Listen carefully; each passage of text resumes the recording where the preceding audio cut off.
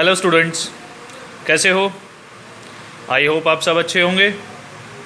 और चलिए, मैं राजेश कौशिक, आपके YouTube channel physics with Rajesh Kaushik मैं आपका स्वागत करता हूं।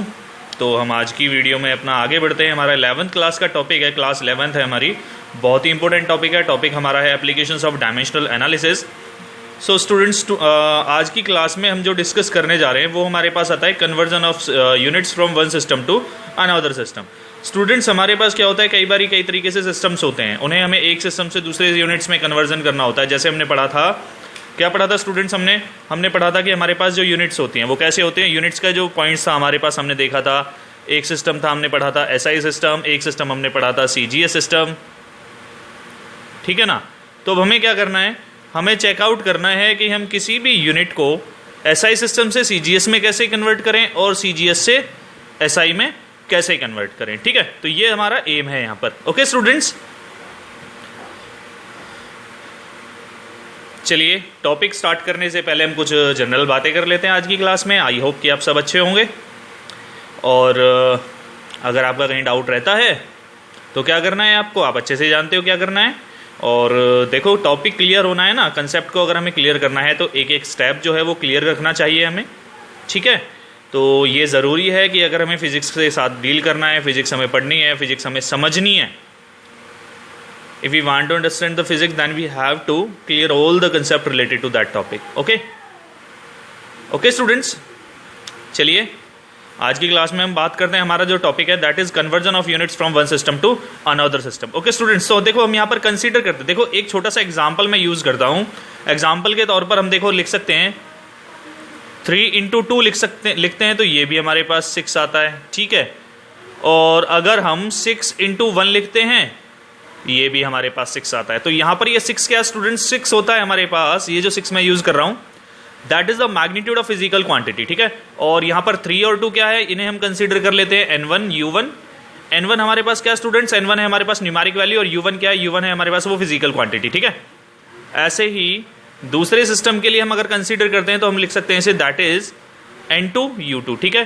n2 u2 क्या है हमारे पास, सेकेंड जो सिस्टम है उसमें n2 न्यूमेरिकल वैल्यू है, और u2 क्या है स्टूडेंट्स हमारे पास, u2 हमारे पास होगा उसका क्या होगा, फिजिकल क्वांटिटी। ओके, चलिए हम आगे बढ़ते हैं अपने टॉपिक के पास। तो हम कंसीडर करते हैं कि लेट n1 एंड, चलिए पहले हम क्या करते हैं, पहले हम 2 फिजिकल क्वांटिटी कंसीडर कर लेते हैं, ठीक है। तो स्टूडेंट्स यहाँ पर हमारे पास क्या है, हम कंसीडरेशन में ले लेते हैं कि हमारे पास है u1 और u2, ठीक है। u1 और u2 ये 2 चीजें हैं क्या, u1 u2 हमारे पास होंगे जिस सिस्टम, जिस एक यूनिट्स की अरेंजमेंट होगी, एक सिस्टम यूनिट का u1 होगा, एक सिस्टम यूनिट का u2 होगा, और जो क्वांटिटी है वो सेम है, ठीक है। u1 u2 are the units of physical quantity, ठीक है। चलिए हम फिजिकल क्वांटिटी कंसीडर कर लेते हैं। Physical quantity having a magnitude q, ठीक है स्टूडेंट्स। हमारे पास कोई क्वांटिटी है q जिसका मैग्नीट्यूड q, कोई फिजिकल क्वांटिटी है जिसका मैग्नीट्यूड q है, ओके। और u1 u2 हमने क्या कंसीडर किए हैं, उसके 2 यूनिट्स कंसीडर कर लिए। देखो स्टूडेंट्स, एक बात मैं दोबारा से बोल रहा हूं, टॉपिक बहुत ही इंटरेस्टिंग है, फिजिक्स हमारी बहुत ही इंटरेस्टिंग चलने वाली है, ठीक है। तो आपको क्या करना पड़ेगा, इसके लिए कंसेप्ट क्लियर करने होंगे, और ऑल कंसेप्ट, ठीक है। और कोई डाउट नहीं रखना है अपने माइंड में, कोई कंफ्यूजन नहीं रखनी है, सबसे बड़ी बात यह है, ठीक है। तो देखिए हम 2 चीज़ें और कंसीडर कर लेते हैं। देखो मैंने यहाँ पे आपको n1 और n2 के बारे में बताया था, ठीक है। तो यहाँ पर भी हम यूज कर लेते हैं n1 and n2। n1 n2 क्या है स्टूडेंट्स हमारे पास, n1 n2 जो है हमारे पास, इन्हें हम कंसीडर करते हैं are numeric values of these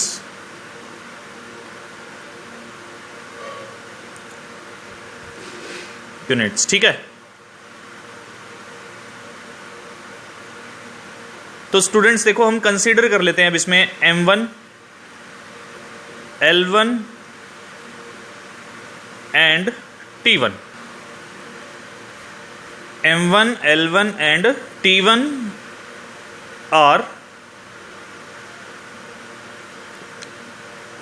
the size of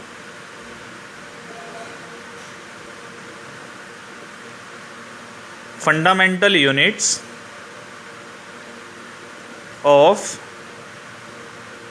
mass, length and time.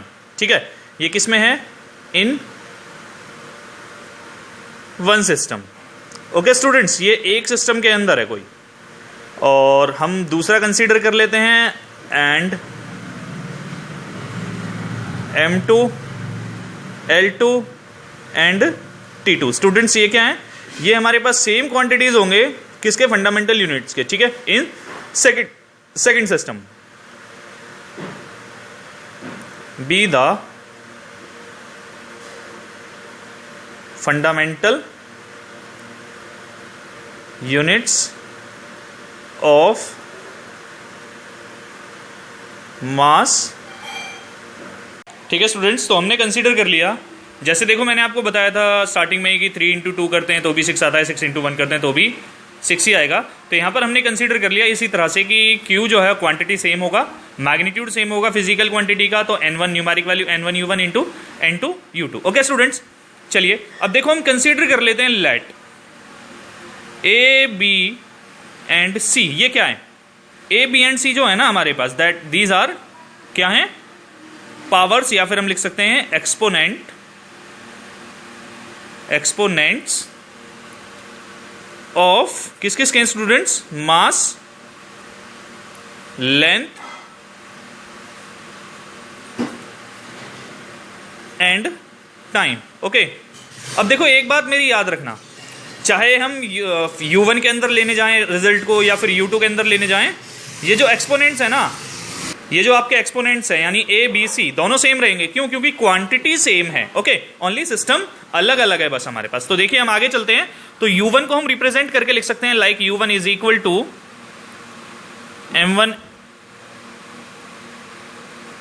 M1A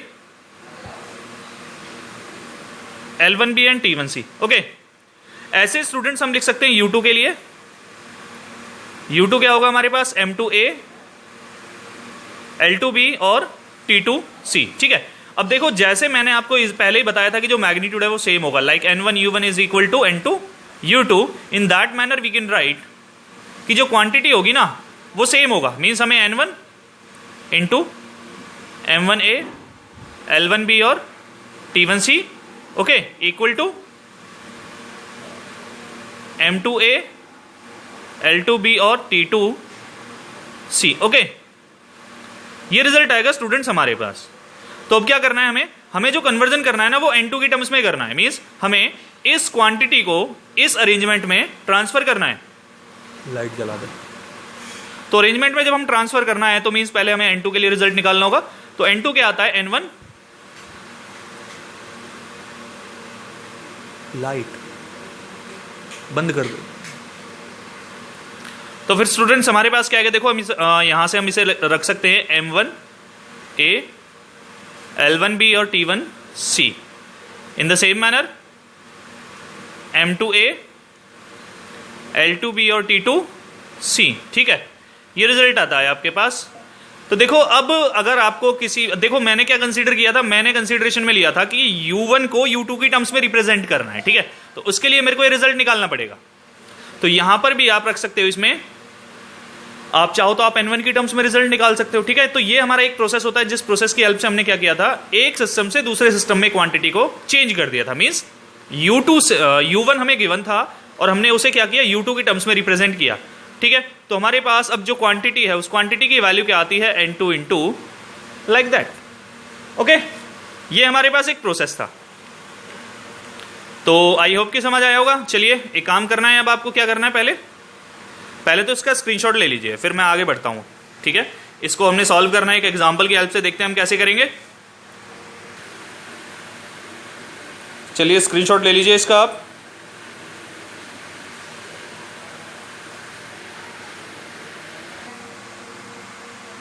चलिए स्टूडेंट्स अब हम एक एग्जांपल सॉल्व करते हैं। ठीक है, क्वेश्चन है हमारा कन्वर्ट 1 न्यूटन इनटू डायन। ठीक है, तो सबसे पहले देखिए न्यूटन क्या है हमारे पास। न्यूटन जो है न्यूटन यूनिट होता है फोर्स का, ठीक है। Newton is the unit of force in SI system, ठीक है स्टूडेंट्स। तो न्यूटन जो है हमारे पास वो क्या है, Newton is the unit of force in SI system. तो देखो हमारे पास 1 न्यूटन जो होता है, तो स्टूडेंट्स 1 न्यूटन की वैल्यू क्या आती है, 1 newton will be equal to 1। देखो न्यूटन के लिए प्रॉब्लम आई, न्यूटन का कैसे निकालोगे रिजल्ट।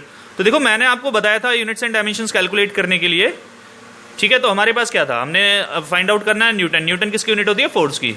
तो फोर्स के लिए फॉर्मूला क्या था स्टूडेंट्स, फोर्स के लिए फॉर्मूला था हमारे पास मास इनटू एक्सेलरेशन, ठीक है। मास के लिए डायमेंशन फॉर्मूला था m, और एक्सेलरेशन के लिए अगर हम बात करने जाते हैं दैट इज LT-2, ठीक है। ये रिजल्ट आता है। तो स्टूडेंट्स यहां पर हम क्या करते हैं,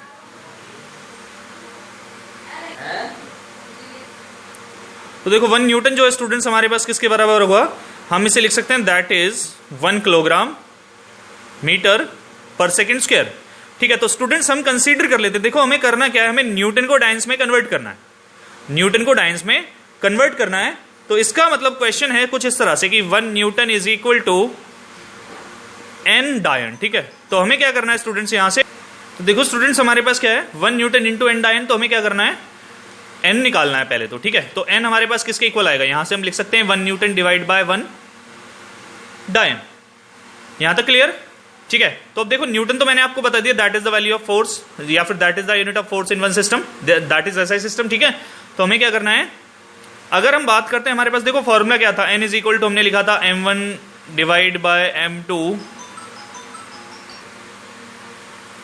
तो स्टूडेंट्स देखो हमारे पास जो फॉर्मूला था कुछ इस तरह से था, ठीक है।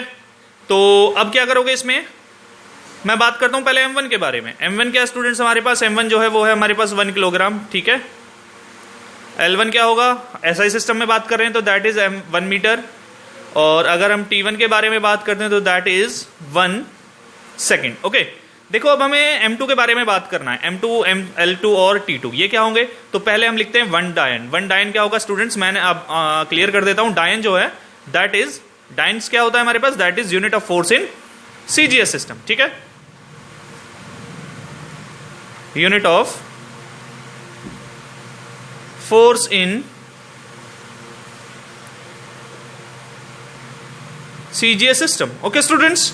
तो देखिए CGS सिस्टम में हमारे पास क्या होता है, मीन्स हम लिख सकते हैं इसे 1 डायन इज इक्वल टू किसके बराबर होगा देख लेते हैं। CGS सिस्टम में मास हमारे पास ग्राम्स में होता है, दैट इज मास, ग्राम हो गया, ठीक है। लेंथ हमारे पास सेंटीमीटर्स में होती है, दैट इज सेंटीमीटर, और टाइम जो होता है ऑलरेडी वो सेकंड्स में होता है, तो हमारे पास ये रिजल्ट आता है, ठीक है। तो यहां से देखो आपके पास m2 के लिए क्या रिजल्ट आता है, m2 आता है आपके पास 1 ग्राम। L2 के बारे में बात करते हो दैट इज 1 सेंटीमीटर, और अगर आप T2 के बारे में बात करते हो दैट इज 1 सेकेंड, ठीक है स्टूडेंट्स। तो अब क्या करना है, आपको n निकालना है, ठीक है। तो पहला जो काम है हमारा, सबसे पहला काम होगा n की वैल्यू फाइंड आउट करना। तो अब क्या करना है आपको, जैसे जैसे फॉर्मूला है ना उसी के अकॉर्डिंग प्लेसअप करना है। तो सबसे पहले कंफ्यूजन हो रही है हमारे पास a, b और c, इनकी वैल्यूज क्या होंगी, ठीक है। चलिए पहले हम a, b, c की वैल्यूज को क्लियर कर लेते हैं। देखिए हमारे पास जो a होगा ना, देखो a, b और c ये हैं क्या, देखो a क्या था, मास का पावर, ठीक है, मास की एक्सपोनेंट। तो देखो अगर हम फॉर्मूले में देखते हैं, फॉर्मूले में हमारे पास क्या, ओनली मास के कोई एक्सपोनेंट नहीं, ओनली 1 है, तो a जो होगा वो हमारे पास 1 आएगा, ठीक है। अब मैं बात करता हूं b के बारे में। b क्या हमारे पास, लेंथ का एक्सपोनेंट, और लेंथ की पावर अगर बात करते हैं तो देखो लेंथ की पावर कुछ भी नहीं है, मीन्स हम इसे लिख सकते हैं दैट इज ऑल्सो 1। और तीसरा हमारे पास बचा क्या, टाइम।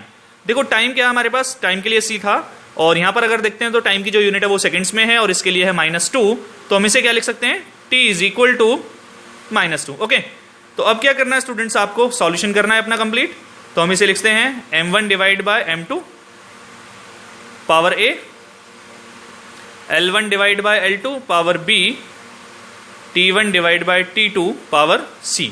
अब क्या करना है आपको, वही वैल्यूज प्लेसअप करनी है। तो देखो आपको क्या करना है, n is equal to m1 है, m1 की वैल्यू क्या है आपके पास 1 किलोग्राम, तो हम इसे लिखते हैं 1 किलोग्राम डिवाइड बाय m2 1 ग्राम, तो 1 ग्राम, ठीक है। पावर 1 थी, 1 लिख दिया।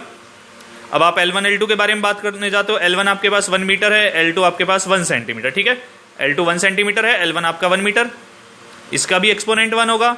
T2 और T1 के बारे में बात करने जाते हो, यहाँ पर ये भी सेकंड्स में है, दोनों 1 सेकंड्स में है, और पावर जो होगा इसका -2 होगा। ओके, तो पहले यहां तक कोई अगर कंफ्यूजन है आपका तो मेरे को ये बता दीजिए, है तो कमेंट बॉक्स में पूछ लेना, नहीं है तो हम आगे बढ़ते हैं फिर। ठीक है, चलिए आगे चलते हैं, आगे देखते हैं हमारा आगे क्या सॉल्यूशन होगा इसका। ठीक है स्टूडेंट्स, तो चलिए हम इससे आगे बढ़ते हैं। यहाँ हमारे पास देखो किलोग्राम, अगर हम डिवीजन की भी बात करने जाते हैं तो सेम सिस्टम्स में रखना होता है, अदरवाइज सॉल्यूशन नहीं होगा। ठीक है, तो चलो हमारे पास क्या होगा, हम लिखते हैं n = देखो 1 किलोग्राम था हमारे पास पहले, किलोग्राम को अगर हम ग्राम्स में कन्वर्ट करने जाते हैं तो ये आता है हमारे पास 1000 ग्राम। ठीक है, डिवाइड बाय 1 ग्राम पावर 1।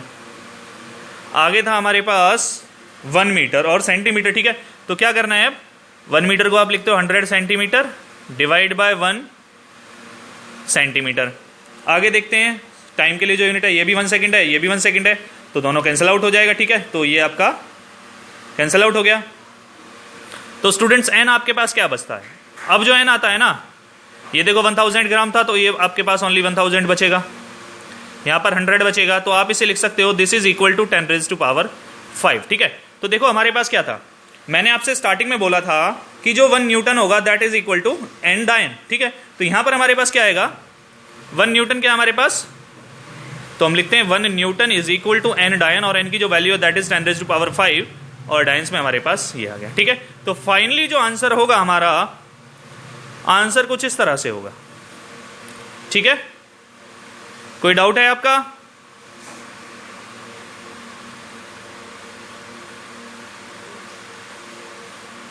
तो देखिए जो हमारे पास 1 न्यूटन आया दैट इज 10⁵ डायंस। ओके, क्लियर हुआ? तो चलिए स्टूडेंट्स एक बार आप इसका स्क्रीनशॉट ले लीजिए।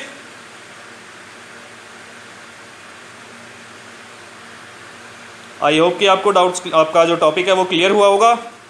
ठीक है, और बाकी जो नेक्स्ट क्वेश्चन है हम करेंगे आगे की क्लासेस में। तो अभी आपको क्या करना है, क्या करना है, कोई डाउट आता है तो कमेंट बॉक्स में कमेंट करके पूछ लेना। ओके, चलिए स्टूडेंट्स, तो हम आगे का एक और क्वेश्चन सॉल्व कर लेते हैं इस पर बेस। ठीक है, कन्वर्ट 1 जूल इनटू अर्ग। ठीक है, तो देखो जूल क्या है, पहले जूल हमें बताना है, that is unit of work in SI। ठीक है, और अगर हम बात करते हैं अर्ग के बारे में, अर्ग क्या है हमारे पास, that is work in CGS system. ठीक है, तो हमें अब इसको क्लियर कराना है, जूल और अर्ग्स को देखते हैं। चलो, तो पहले अगर हम बात करते हैं जूल के लिए, तो जूल का जो फॉर्मूला होता है हमारे पास दैट इज डायमेंशन फॉर्मूला। अगर हम बात करते हैं तो हमारे पास क्या आएगा, M1A L1 B और T1C। ठीक है, ये हमने कंसीडर किया हुआ है SI सिस्टम में। और स्टूडेंट्स हमारे पास M1 क्या होगा, यहाँ पर M1 जो होगा that is in kilograms, means हम लिख सकते हैं मास, M1 is equal two kilograms में, और L1 जो होगा दैट इज इन मीटर्स, तो 1 मीटर। ठीक है, और जो T1 होगा, T1 हमारे पास क्या होगा in seconds, that is 1 second. और हम अब कंसीडर कर लेते हैं दूसरे सिस्टम में जब हम जाते हैं तो हमारे पास क्या आता है, वहाँ पर वर्क के लिए हमें सेकेंड यूनिट देखना है CGS का, दैट इज अर्ग। तो अर्ग के लिए हमारे पास क्या आएगा, कंसीडर कर लेते हैं M2 power A L2 power B और T2 पावर C। ठीक है, ये एक्सपोनेंट्स हो गए हमारे पास।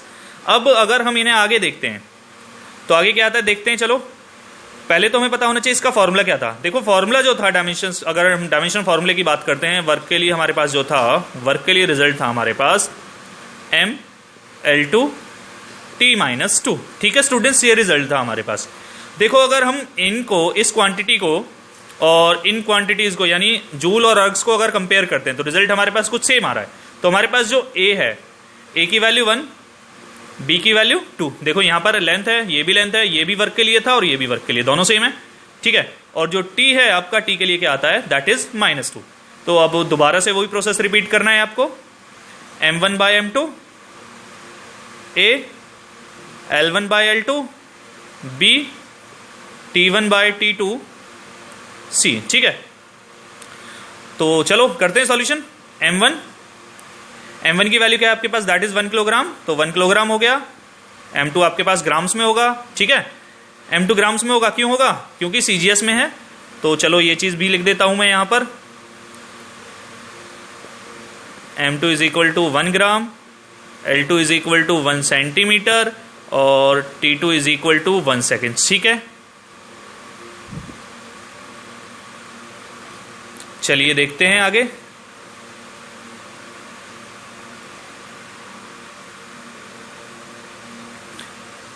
अब यहां पर हमारे पास क्या आएगा, L1 हमारे पास क्या था यहाँ पर 1 मीटर, ये था 1 सेंटीमीटर, 1 सेकेंड, यहाँ पर हमारे पास ये भी 1 सेकेंड, और पावर इसके लिए -2, इसके लिए 2 और इसके लिए था हमारा 1। ठीक है, चलिए सॉल्यूशन करें अब इसका। तो n इज इक्वल टू क्या करना है, किलोग्राम को ग्राम्स में, यानी 1000 ग्राम डिवाइड बाय 1 ग्राम। ठीक है, मीटर्स को 1 सेंटीमीटर में, यानी 100 centimetre divide by 1 centimetre raise to power 2, और जो टाइम है हमारा वो सॉल्व हो चुका है, -2। ठीक है, तो n आपके पास अब क्या आता है, यहाँ से आपके पास आता है 1000 इंटू यहाँ से क्या आता है।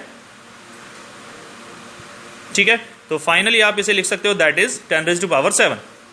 तो देखो स्टूडेंट्स, आपके पास क्या है, n की जो वैल्यू वो 10⁻⁷ आया। ठीक है, और जो हमारा काम था उसमें हमें फाइंड आउट करना था कि 1 joule equals to how many erg, ये हमारा काम था। ठीक है, 1 joule equals to how many erg, तो हमने n इंटू अर्ग्स ले लिया। तो यहां से अगर हम निकालने जाते हैं n, तो देखो अब आपके पास क्या आया, 1 जूल। ठीक है, 1 जूल इज इक्वल टू क्या आया, n आपने निकाला है, n की वैल्यू आई है 10⁻⁷, तो हम इसे लिख सकते हैं 10⁻⁷, और यहाँ पर आ जाता है अर्ग्स। ठीक है, तो देखिए ये आपका क्या है, जो आंसर था हमारा फाइनल आंसर होगा। ठीक है, और अगर आपका कोई कंफ्यूजन रहता है, कोई डाउट रहता है, आप दोबारा बोल रहा हूँ, क्या करोगे, कमेंट बॉक्स में कमेंट करके पूछ सकते हो। ठीक है, चलिए एक बार इसका स्क्रीनशॉट ले लीजिए।